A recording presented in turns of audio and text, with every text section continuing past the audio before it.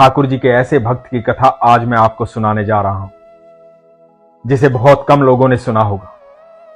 भगवान श्री कृष्ण श्रीमद् भगवद गीता में कहते हैं कि हे अर्जुन, ऐसा कोई भी युग नहीं था जब तुम नहीं थे, मैं नहीं था और ये समस्त राजागण नहीं थे, और ऐसा कोई भी युग नहीं होगा जब तुम नहीं होगे, मैं नहीं होऊंगा और ये समस्त राजागण नहीं होंगे। भगवान श्री कृष्ण आज भी हमारे बीच में, वो सारी सृष्टि के रचयिता है, आज भी साक्षी भाव में हम सब के साथ रहते हैं और हम सब भी उनके साथ रहते हैं। उनकी कृपा से ही ये सारा संसार चल रहा है, अनंत ब्रह्मांड चल रहा है।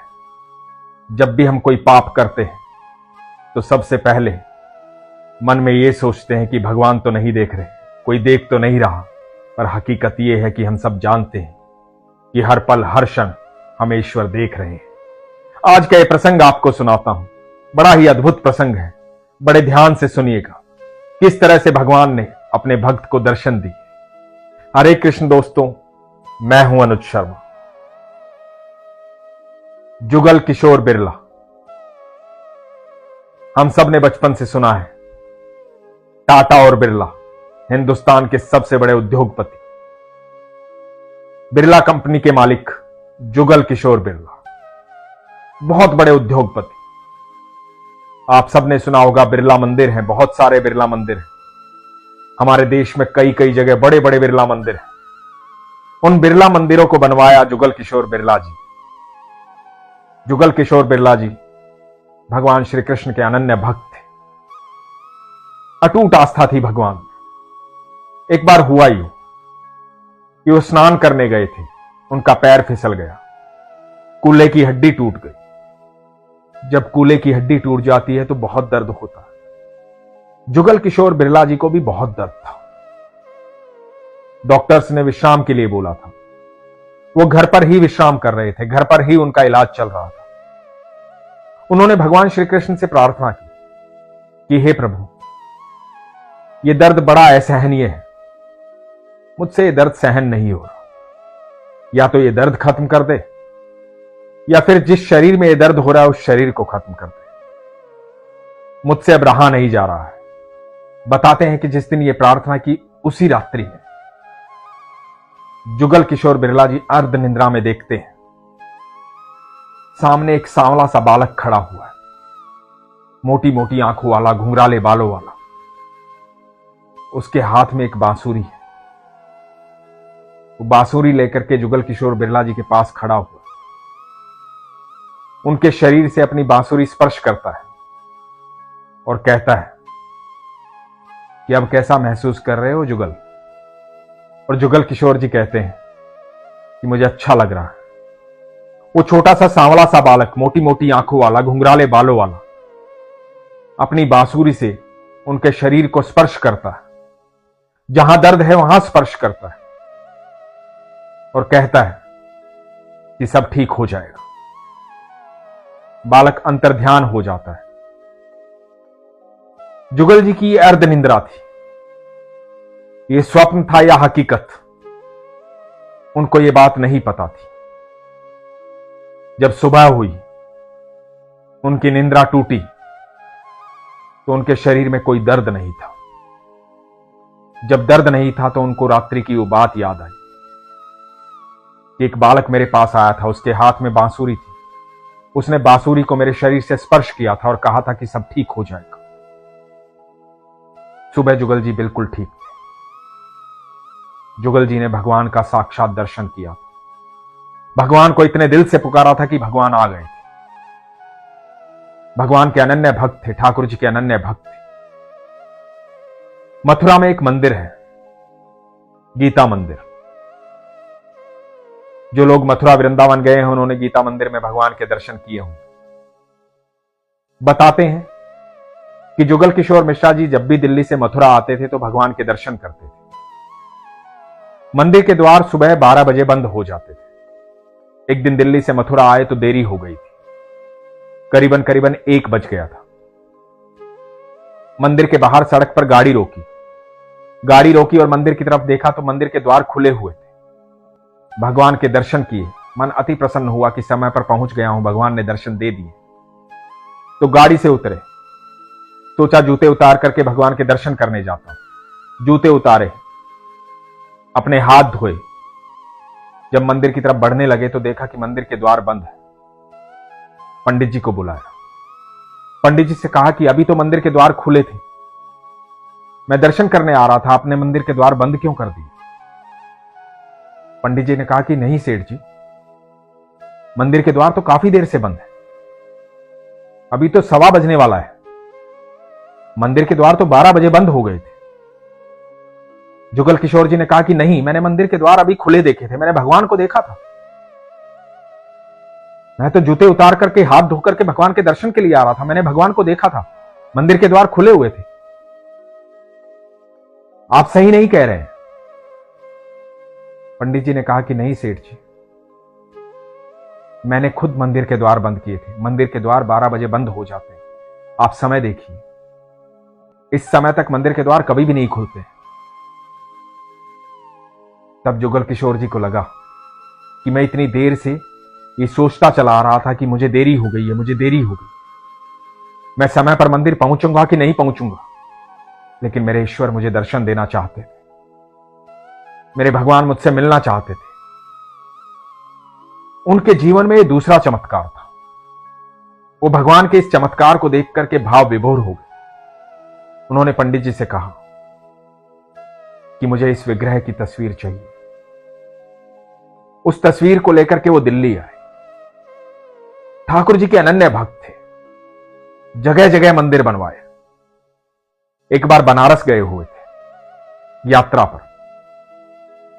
तीर्थ यात्रा करते रहते थे, भगवान के मंदिरों में दर्शन करते रहते थे, बहुत सारे स्कूल बनवाए, बहुत सारे आश्रम बनवाए, मंदिर बनवाए। उन दिनों बनारस में थे।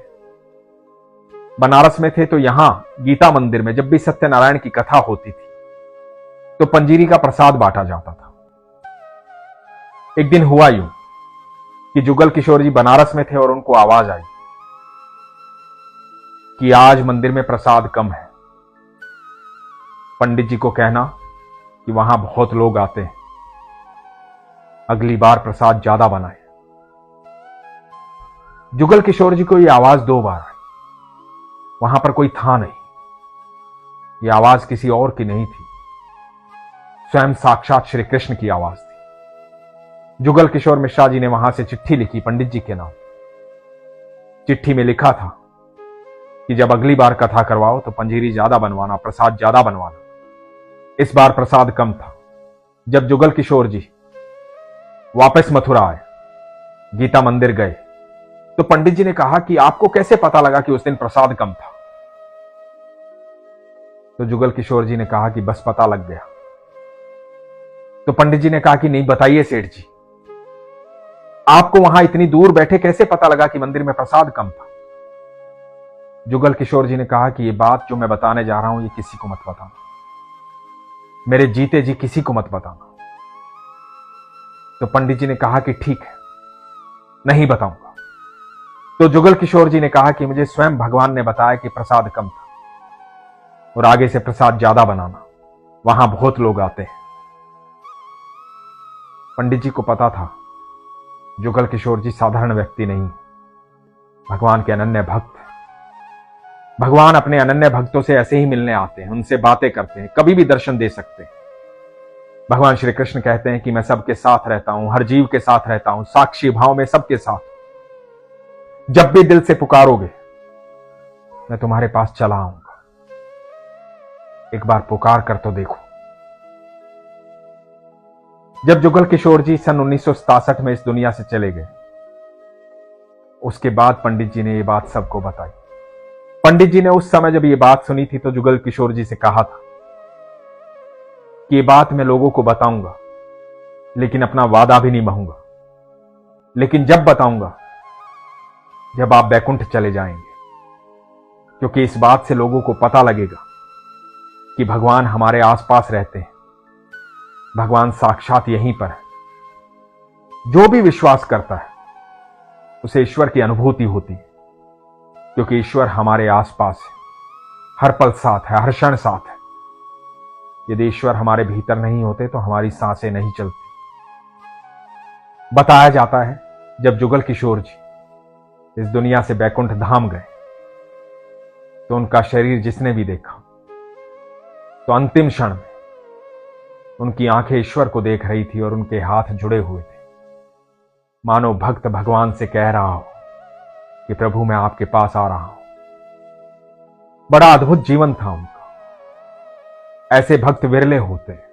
जुगल किशोर बिरला जी की कोई संतान नहीं थी। बताया जाता है कि जब वो नहीं रहे तो उनकी ज्यादातर संपत्ति दुनिया में परोपकार के लिए दी गई और रतन टाटा जी आज तक भी दुनिया में परोपकार के लिए बहुत सारे कार्य कर रहे हैं।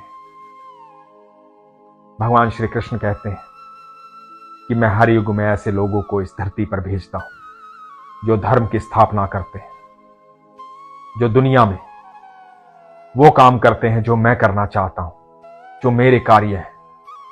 वो लोग साधारण नहीं है, वो मेरे अंश मात्र हैं। उन पर मेरी भरपूर कृपा है। यदि आप भी ईश्वर की कृपा प्राप्त करना चाहते हैं, ईश्वर के दोस्त बनना चाहते हैं, उनके करीब रहना चाहते हैं, उनके साक्षात दर्शन करना चाहते हैं, अपने सारे प्रारब्ध खत्म करना चाहते हैं, तो दुनिया में एक ही उपाय है, वो है दान। दान करो, जितनी भी क्षमता है उतना करो, जैसे भी कर सकते हो वैसे करो। जरूरी नहीं कि दान पैसे से ही होता है। आप किसी भी व्यक्ति की किसी भी तरीके से मदद कर सकते हैं। हो सकता है किसी का हौसला गिरा हो सकता है कोई घबराया हुआ हो, डरा हुआ हो, सहमा हुआ हो।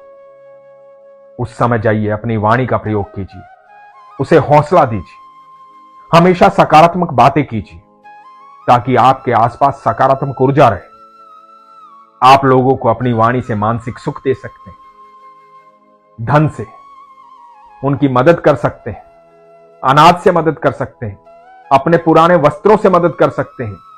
आपको नहीं पता जो चीज आपके लिए आज महत्वपूर्ण नहीं है, जैसे आपके पुराने वस्त्र, आपके घर की पुरानी चीजें, वो किसी और के लिए बहुत महत्वपूर्ण हो सकती है। इसलिए उनको दान कीजिए, लोगों की मदद कीजिए। यदि आप ईश्वर के मित्र बनना चाहते हैं तो दान कीजिए, वो कार्य कीजिए जो चाहते हैं ईश्वर की आप करें। ईश्वर पर संपूर्ण विश्वास रखिए, घबराइए मत, डरिए मत। ईश्वर आपके आसपास है, आपके साथ है।